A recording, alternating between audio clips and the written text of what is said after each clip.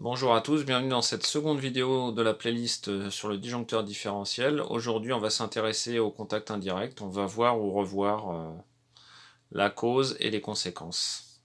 Allez, c'est tout de suite. Donc déjà, on va revenir un petit peu sur la notion de contact indirect. Donc le contact indirect est dû à l'état du matériel. Donc le matériel, en vieillissant, il peut apparaître des défauts d'isolement, c'est-à-dire qu'il y a des isolants autour des conducteurs qui peuvent se dégrader avec le temps, soit avec la chaleur, avec les UV, etc.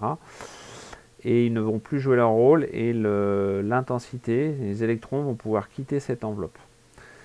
Donc ça, c'est le premier cas classique. Deuxième cas aussi d'exemple classique sont les appareils qui émettent beaucoup de vibrations, comme une machine à laver par exemple.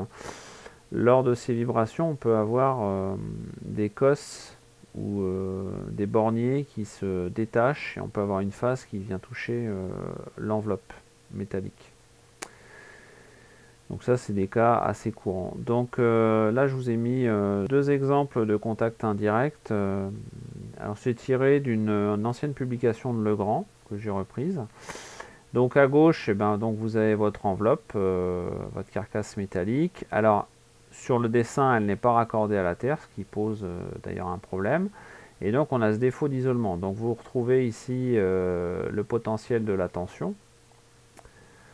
Donc ce sera une valeur le plus souvent entre 0 et 230, ça dépendra s'il y a une résistance de défaut ou si la résistance de défaut est nulle. Et donc ce qui va se passer, c'est que mon personnage, quand il vient toucher la carcasse, il va être traversé par ce courant et donc il va faire une liaison entre la carcasse et la terre. Et donc le courant va le traverser avec les conséquences d'électrisation, voire d'électrocution. Et le cas numéro 2, donc c'est toujours une masse qui ne serait pas reliée à la Terre, et le personnage, il va à la fois toucher, donc là sur le dessin c'est un radiateur, par exemple un radiateur en fonte, qui lui doit être accordé à la Terre, et quand le personnage va avoir les mains entre les deux, le courant va le traverser pour rejoindre la Terre.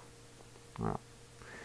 Alors, j'ai pris l'exemple sur le dessin d'un radiateur, mais ça peut être une huisserie de porte, ça peut être une autre masse métallique d'un autre appareil.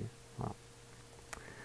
Et donc, nous, ce qu'on retiendra, c'est que un contact indirect, c'est la définition, hein, c'est le contact d'une personne avec une masse métallique mise accidentellement sous tension par défaut d'isolement.